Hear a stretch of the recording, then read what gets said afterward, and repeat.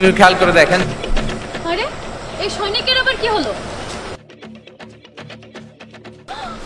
মনে তো হয় শক খেয়েছে। আমি এখন কি করব? আইফোনের এতগুলো টাকা, আশেপাশে তো কেউ নেই।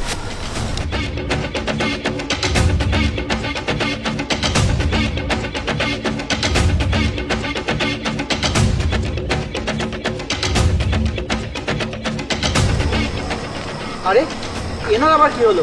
মনে হয় কারেন্টে শক লেগেছে। লাঠি, আরে মোবাইল আর টাকা। আরে ইমন, আমার কাজ তো হয়ে গেছে। এই লোক জাহান্নামে যাক, এবার ভালোই ভালো এখান থেকে কেটে পড়ে।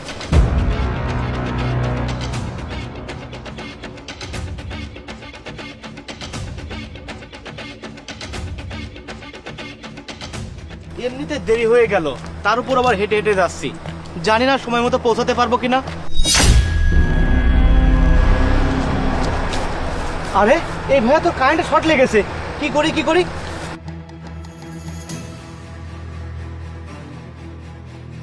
ভাই আপনি ঠিক আছেন তো?